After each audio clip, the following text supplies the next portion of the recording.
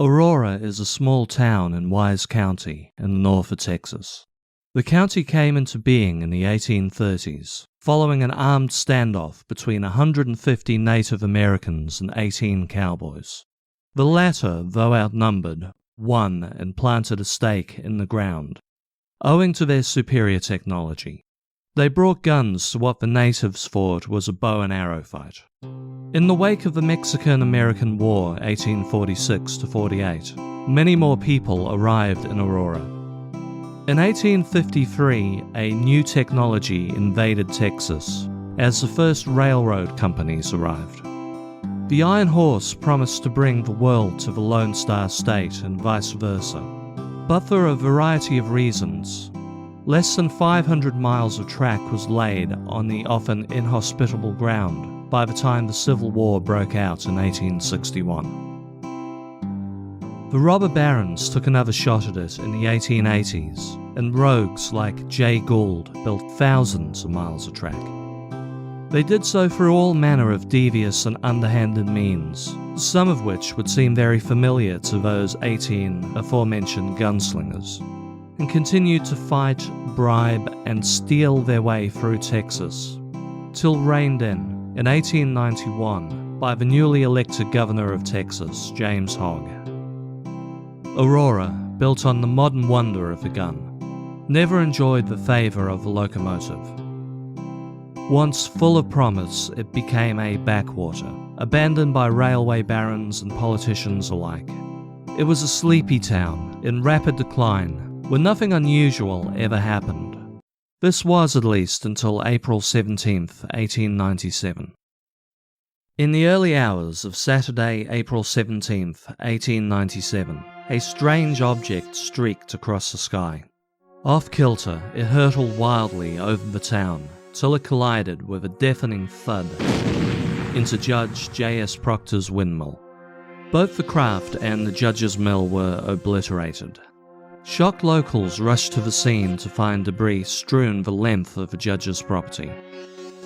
2 days later, a Wise County resident named S.E. Hayden reported the incident in the Dallas Morning News. An otherworldly airship crashed in Aurora over the weekend. When locals investigated, they found metallic wreckage, which looked nothing like they had seen before. Amidst the wreckage, the body of the pilot. He too looked like no one they'd seen on Earth.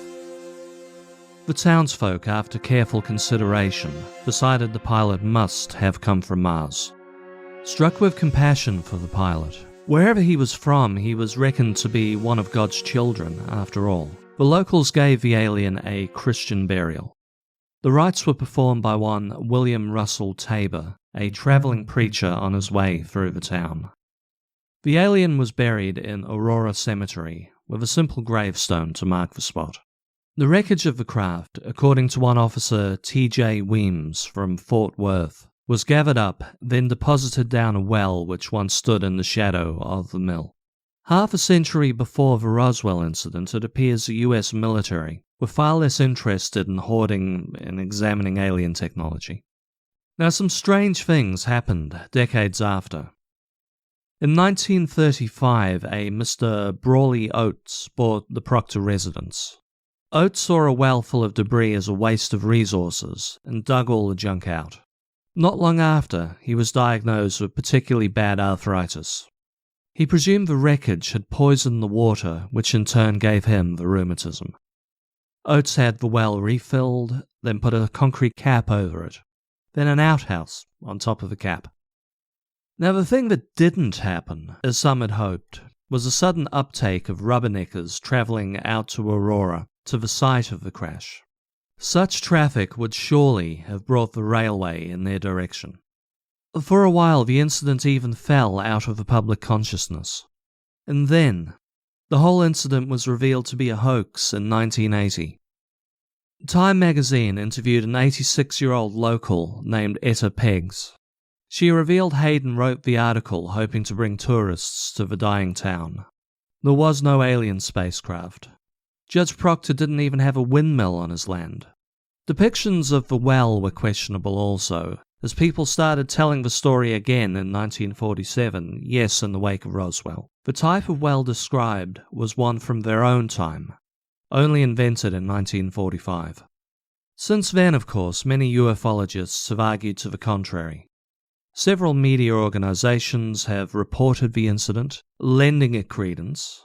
The Fox-affiliated station KDFW ran a report in 1998, stating locals claimed something crashed there, but never went all in that it was an alien craft. In 2005, the TV show UFO Files covered a 1973 investigation by ufologists, who claimed they'd found evidence metallic debris was buried with the pilot by using a metal detector, but they were barred from digging up the pilot. They returned some time later to resume their work, but their metal detectors could no longer pick up the debris. Somebody also removed the headstone at some time in the 1970s. It was alleged to have had a UFO-like etching on it. What a shame this happened in the 1970s when cameras were yet to be invented. And yeah, the 1973 investigation does sound a little slapdash. Yet another TV show, UFO Hunters, broadcast the show in 2008. Tim Oates, Brawley's grandson, allowed the show to remove the capstone from the well. They didn't find any UFO debris, but they did find high concentrations of aluminium in the water. And again, the cemetery refused to let the UFO hunters exhume the remains of the alleged pilot.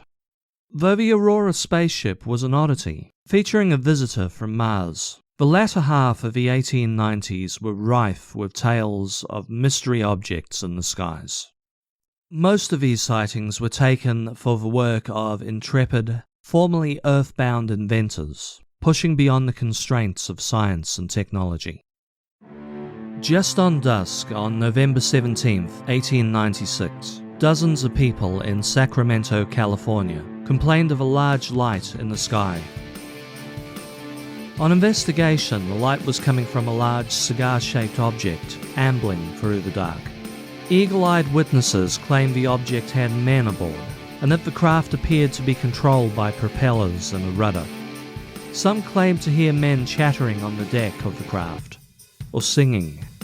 "We ought to get to San Francisco by tomorrow afternoon," one man told another within earshot of the ground, as this amazing craft chugged along against the prevailing winds.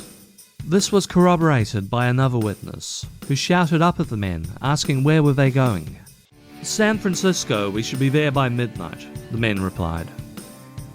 The craft, or one very much like it, was next seen in Oakland, California on November 21st, this time by passengers travelling on a cable car. The sightings were soon reported in several newspapers, and soon enough, thousands of people claimed to have seen the airship all across California. Scientists explained both Mars and Venus appeared bigger than usual at the time. This could explain the sightings. On the other side, sober, reasonable men like a Mr. Brown, a hunter from just northwest of San Francisco, came forward to tell how on the especially misty morning of November 1st, this flying craft half scared him to death while he was out in the woods.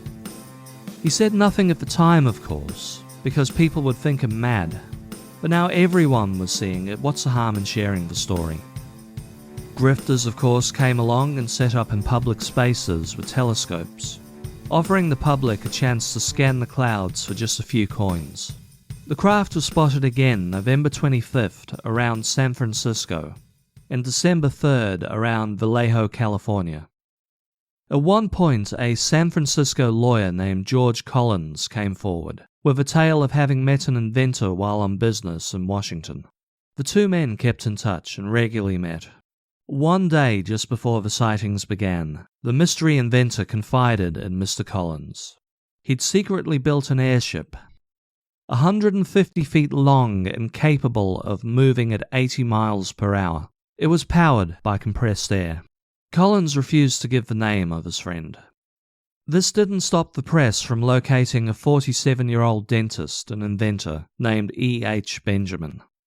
Benjamin stated he knew Collins and was an inventor, but he made dental products. Subsequently, Benjamin was so hounded by the press, he packed up in the middle of the night and glided out to God knows where, just like a Phantom Airship himself.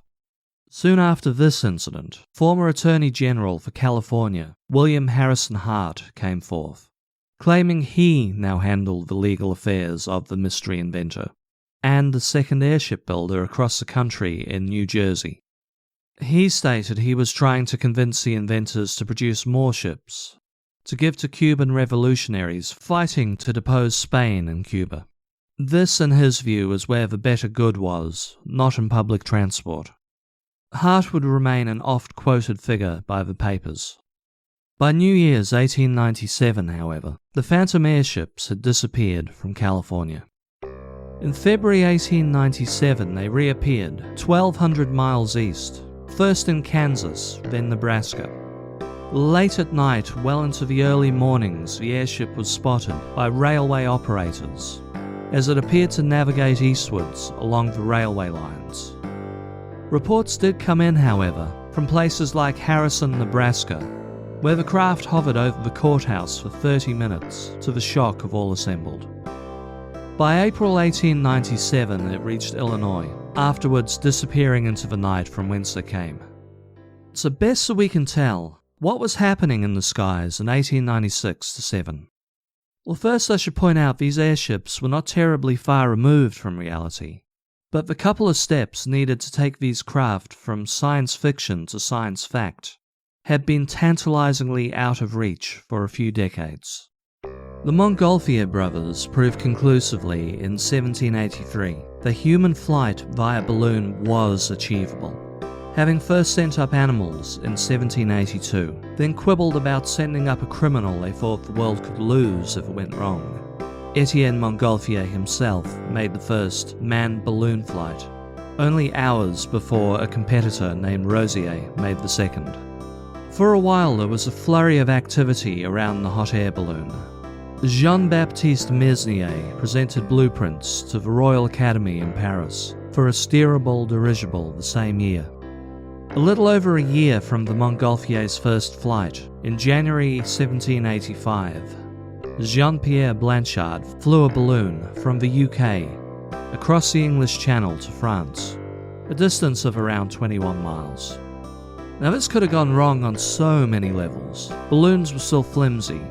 The wind still decided the balloon's path. By the middle of the 19th century, inventors were still struggling with steerability. In 1851, an Australian inventor named William Bland proposed a dirigible capable of travelling from Sydney, Australia to London, England in a week. He never got the funding for his craft, which almost certainly would have killed the pilot. In 1852, Henri Giffard made a hydrogen-filled dirigible powered by a steam engine. It was vaguely steerable and could carry passengers. In one test, it flew the 16 miles between Paris and Elancourt. A doctor, inventor, and three-time mayor of Perth Amboy, New Jersey, named Solomon Andrews, built a partially steerable craft named the Aerion in 1863. He offered to sell the craft to the Union side in the American Civil War, but they saw no use for it. Of course, they did have a team of 7 balloonists headed by Thaddeus Lowe, carrying out aerial reconnaissance in conventional hot air balloons. But that is a story for another day. Andrews was unlikely to be William H. Hart's other inventor, as he died 25 years earlier than the Phantom Airships. The first reliable steering system was invented in 1872 by an engineer named Paul Heinlein. There was still a myriad of other obstacles, however, from building an airship of sturdy enough material and a propulsion system which would last more than a few miles at a time. It was not impossible for an inventor to have solved all these problems, but it was improbable, given the known inventors had all hit the limits of their then-current technology in the 1870s. Now, of course, the Brazilian Alberto Santos Dumont was only a few years away from making something vaguely like the mystery airship. But even his N-series of airships were a long way from these purported dirigibles. So, presumably, the Phantom Airship was not the invention of a 47-year-old inventor. And if it was highly improbable the craft had even existed, What started off then fed into this phenomenon. The likelihood of war with Spain was probably what planted the seed. The Cuban War of Independence, the latest of several attempts stretching back to 1868 by Cubans to rid themselves of the Spanish, was well underway. American sentiment was with the Cubans, and they did enter the war in 1898, after a ship, the USS Maine, blew up in Cuban waters. Now it turned out the explosion was due to a furnace overheating below deck, but that was not discovered till after the USA had accused Spain of planting a bomb and had invaded. In early 1896, however, talking heads in national newspapers were discussing the possibility of making airships to hover over Havana and then bomb the living daylights out of the Spanish. Of course, aircraft would become weapons of war in 1912 when Italy used them in their invasion of Libya, and Germany would borrow the talking heads' idea verbatim in World War I, bombing the streets of London with Zeppelins in 1915, at least on a couple of occasions. But what is believed to have fed the sightings was a war of another kind entirely. In 1883, Joseph Pulitzer, a Hungarian immigrant who arrived in the USA as a teenager to fight for the Union in the Civil War, who later turned railroad vagrant, waiter, newspaper reporter, then politician, bought the New York World newspaper. Pulitzer's vision for the paper, from the get-go, was to dominate the media. His method? To heavily augment everyday news stories with sensationalist tales of sex, crime, scandal, and horror. Much of his content was real, such as Nellie Bly's expose of Blackwood Asylum, but the man was never afraid of letting the truth get in the way of a good story. In the meanwhile, William Randolph Hearst, a San Franciscan born to a wealthy mining engineer and senator who owned gold mines, inherited his father's estate upon his death in 1891. One of his father's businesses, a newspaper called the San Francisco Examiner. As Pulitzer's readership expanded due to the level of what became known as yellow journalism, a phrase coined, it is believed, because the big sensationalist papers ran a cartoon called The Yellow Kid, Hearst decided to follow suit. When he bought the New York Morning Journal in 1895, the battle lines were drawn. A war was declared between the World and the Journal, and no story, no matter how outlandish, was off limits. These were hardly the first hoax stories to appear in print. The Great Moon Hoax of 1835 immediately comes to mind, a series of 6 articles published in the New York Sun, claiming the astronomer Sir John Herschel had discovered a thriving civilization on the moon, full of batmen, bison, tailless beavers, and unicorns. But this was an escalation of fake news not seen before. Of course, tales of Phantom Airships probably did little harm, beyond making fools of a number of witnesses. Yellow journalism, on the other hand, could do a lot of harm. When the USS Maine blew up in Havana Harbor, Hearst newspapers particularly were onto the story, stoking public anger without any evidence the ship had even been bombed. Remember the Maine, to hell with Spain, become the rallying cry that led the USA first into Cuba, the subsequent history there more than a little troublesome, then onward onto the Philippines, where the USA proceeded to throw Spain out, put people in concentration camps, and cause the deaths of at least 200,000 Filipinos during their occupation. Yellow journalism did eventually die back in the wake of the Spanish-American War, though obviously we would continue to see fake news pop up in different ways. That, however, is a tale for another day.